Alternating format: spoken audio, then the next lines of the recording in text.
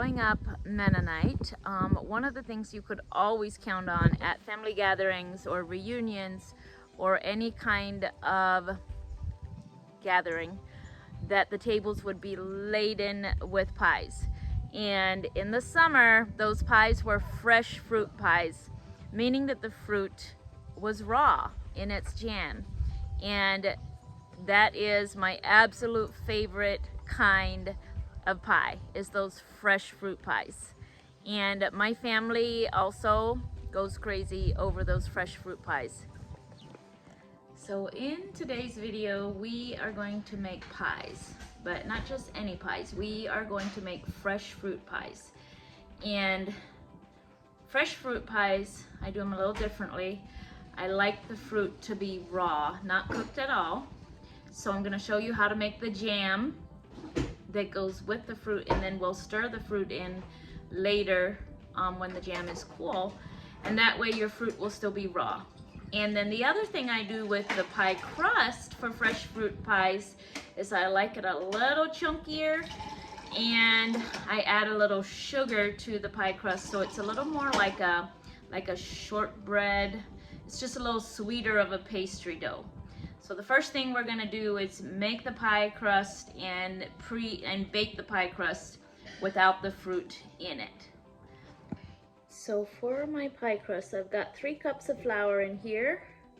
I'm gonna add 1.5 teaspoons of baking powder. And no, I don't always use a measuring spoon. And I've got 3/4 a cup of white sugar. And 1/2 teaspoon of salt. And then the next ingredient is our homegrown lard. And the recipe calls for 3/4 a cup of Crisco. And I find when I use lard, I need less. So I'm only gonna use about 1/2 cup of lard in this recipe, somewhere between 1/2 and 3/4. So I'm gonna mix my dry ingredients together, and then I'm gonna add my lard. And I always use my hands at first when I start mixing the lard into the dry ingredients.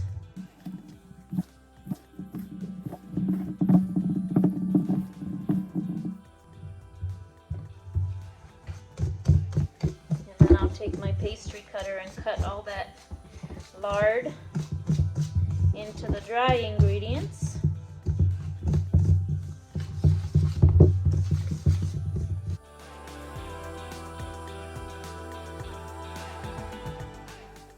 So once your dry ingredients are mixed into the lard and everything is nice and crumbly, now you're ready to add your cold water. So when my mom makes pies, or when she taught us to make pies, she never writes down the water measurement, because she says you just add water until your crust is right. So I always get a cup of water and I pour about 1/2 of it in, and then I start working the water in. And you want to be real gentle, because this is like a pastry dough, so you don't want to be squeezing and smashing and mixing. You just want to fold it over each other a little bit and give that water a chance to stick. So see, it's not sticking real well, so I'm definitely going to need some more water. So now I have about 3/4 a cup of water in it. And don't worry if you get it too wet. You'll just add a little more flour then. But the goal is for it to all stick together. And as soon as it sticks together, you stop messing with it, because you'll want it nice and tender when you roll out your pies. So I'm gonna call this good. And it's a little wet, but that's okay. I'll work more flour into it when I roll it out. I'm actually gonna use a little bit of flour to clean my hands. I like to have my pie dough a little wet to start with because it doesn't get tough and dry as fast. Flour will make your pie crust tough and dry, so I always err on the side of wet. And I added 3/4 a cup of water to this recipe. So now this brings us to my favorite part about pie making, which is the crust. So here is the pie dough that I've made, and I don't chill it. I just use it right away. I'm going to put some flour down on my cutting board, and I'm going to divide my crust into, hang on Maxwell, don't go back upstairs, Mom has chores for you. Go make sure the little boys have the puppies fed, okay? I've divided my crust into 2 balls of dough because I want to make 2 pies.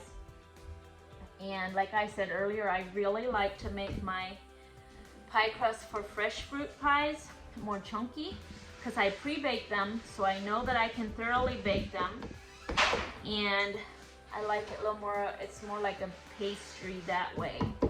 When I make pies that I bake the pie filling and everything all together, I tend to make my crust thinner so that I can be sure to bake it thoroughly with the pie filling in it. Okay, so I'm just working a little more flour into this pie dough, and I'm gonna make it into a nice circle shape, and then I'm gonna start rolling it. And you can see I erred on the side of wet, so it's tearing real easy. But don't get discouraged. You can put a little less than 3/4 a cup of water in and have a little bit of a tougher pie dough. I like to have a real nice and flaky pie crust. So I'm just gonna fold this over and start rolling again. Can I have a picture? Yeah, in a minute. So this feels a little better. It's not sticking so much anymore. Yeah, you can put flour down for me. And then rub your hand all over it. There you go.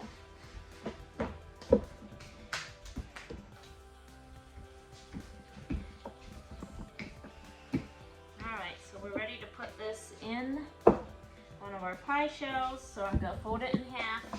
I'm going to scoop my pie plate right up there so I don't have to carry it far, and then I'm going to unfold it.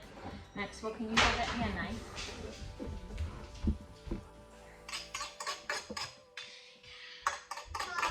Huh? Why? Can I also have a blue? Okay, so use 2 hands and go like this. Put your thumb on the, 1 finger on the inside and 2 on the outside. I want the hands. You already did? This is how I do it. Mom, this is how I do it. Alright, so I'm going to use this next little ball of dough I have, and I now know that I have to work in quite a bit of flour. Thanks, Kendrick.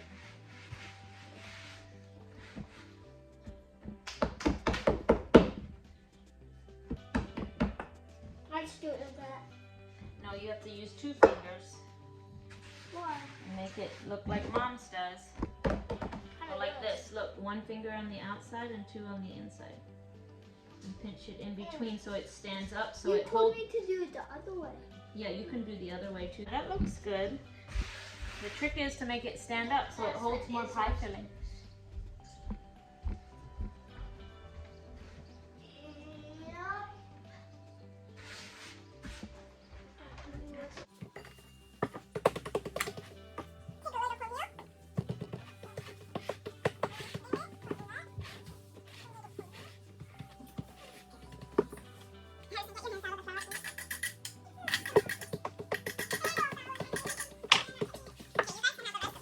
Yeah. Kendrick can make his stuff.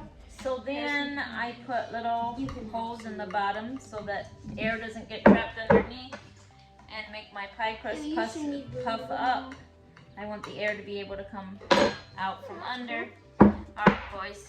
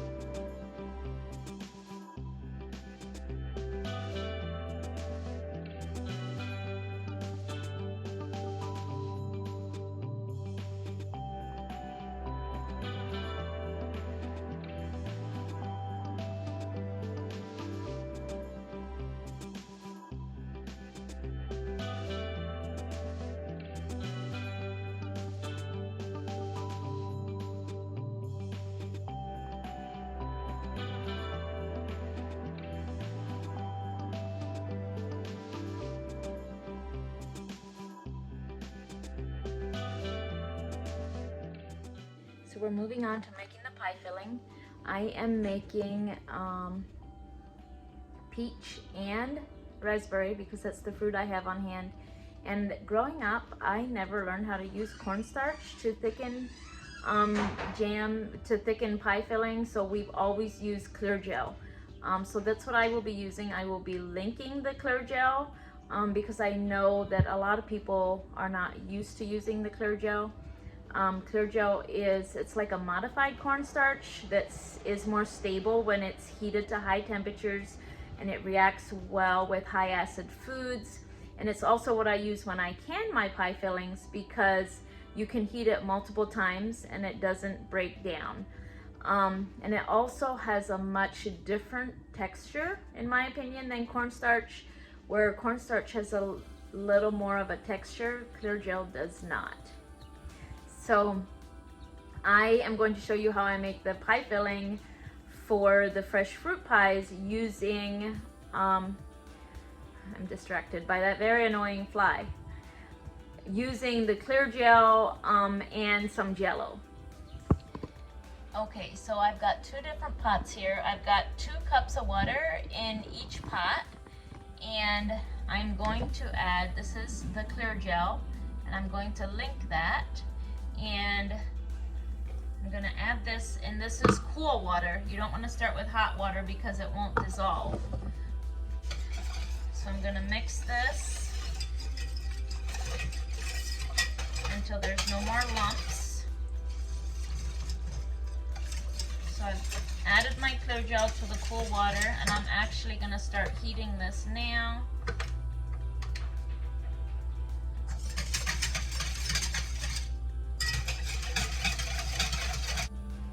Then I'm going to add 3/4 a cup of sugar to each pot. Now we're going to let that heat until it comes to a boil. So your clear gel mixture is going to thicken. It's going to thicken as it heats. So you'll want 3 ounces of jello. And I've got peach and raspberry here, so once this is thick, you can see how thick this is, I turn the heat off, and then I mix in my jello. And I'm going to link some jellos that are dye-free for those of us that want to stay away from food dyes.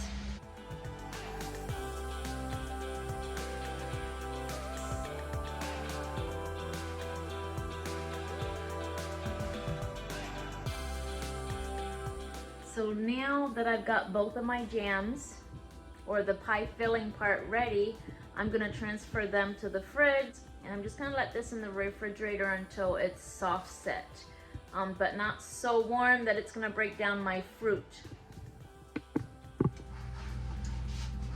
So the pie crusts are baked. I bake them for about 10 to 15 minutes. It depends on how thick I roll the dough, but just until they start changing color a little bit, and then they are all done. So now we're gonna have the pie crust cooling, and we have our pie filling cooling, and we have to go clean up our mess, okay? So the fillings are all soft set. They're not cold yet, but they are not completely hot anymore. So this is the time when you stir in your fruit.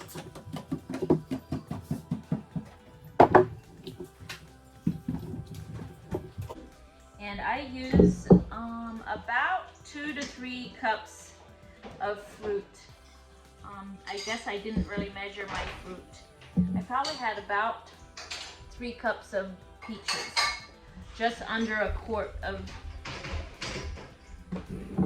There we go, and then I'm gonna put it into the cooled pie shell, and we're gonna let the jam cool the rest of the way in the pie shell, and it'll set.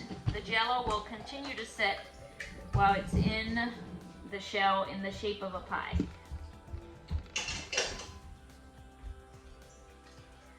So now we're gonna chill this. And it looks like I have even less raspberries.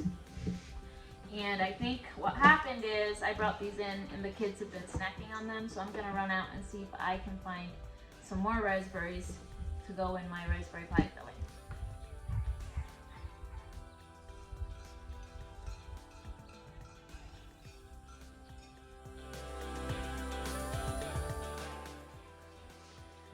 So I found some more raspberries, and I don't have quite as many raspberries as I do peaches, but that's okay. Raspberries are a little seedy, and that way we'll have more pie filling and less seedy raspberries.